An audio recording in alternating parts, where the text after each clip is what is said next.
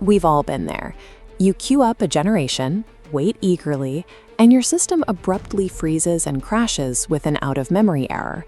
But today, we are going to bypass that crash and tap into the fluid, cinematic power of a 22 billion parameter model like LTX 2.3.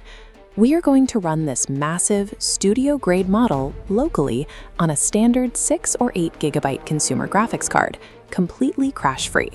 To make this work, your machine needs to meet a few strict baselines. You must have at least 16 gigabytes of system RAM and 100 gigabytes of free space on a fast solid-state drive. Bypassing the hardware barrier eliminates the need for cloud subscriptions. This setup allows for private, unlimited AI video production on a standard desktop with zero recurring costs. Let's look at the math.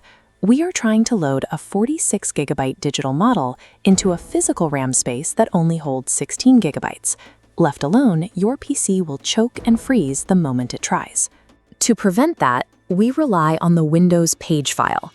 This acts as an emergency virtual memory reservoir located directly on your SSD, catching the overflow when your physical memory hits its limit.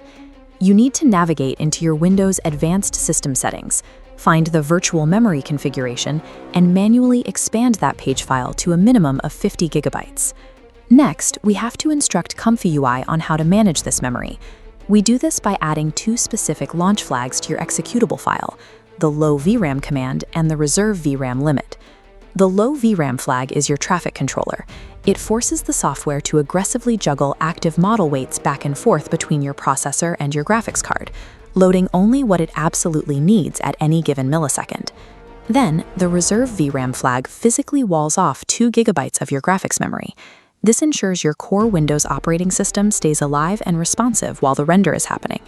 By setting these limits, we intentionally sacrifice generation speed. The trade-off is absolute system stability, ensuring your hardware survives the pressure without flatlining. Moving into the Comfy UI interface, we have to swap out the massive baseline model for a lightweight, highly compressed alternative.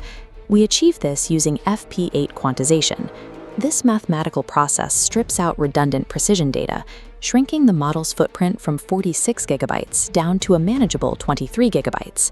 But a smaller model still processes slowly. To fix the speed, we integrate a specialized distilled 8-step LoRa. This cuts the number of calculation steps required to render a frame down to just 8. Download the official image-to-video workflow and carefully drop your newly acquired FP8 model and distilled LoRa into their correct backend directories. Before moving on, check your text encoder node. Make sure the Gemma 3 FP8 encoder is selected. If you miss this step, the model won't accurately understand complex prompts. By stacking quantization with distillation, we take a compute-heavy task that normally requires a server farm and turn it into a streamlined process your desktop can easily handle. Now we configure the final output. The two settings that dictate your VRAM consumption the most are resolution and frame count. Push these too high and your setup will fail. Keep to strict ceilings to avoid immediate crashing. If you are on a 6 gigabyte card, lock your resolution at 512 by 512. For an 8 gigabyte setup, do not exceed 720 by 480. This diagram shows the exact formula for your frame count. Take your desired video length in seconds, multiply it by your frames per second, and add 1. So a 5-second video at 24 frames per second equals exactly 121 frames. There is one critical point of failure here, your VAE precision setting. Make sure it remains uncompressed in FP32 format. If you compress it, the model will output a completely black video. With your settings locked in, simply click Q Prompt. The system immediately begins its aggressive, high-speed data handoff.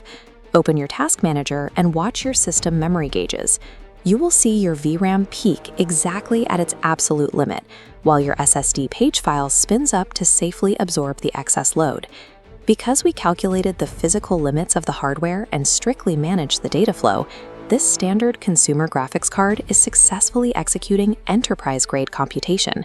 And here is the result: a pristine, hyper-detailed visual sequence with fluid motion, generated entirely on a budget desktop setup.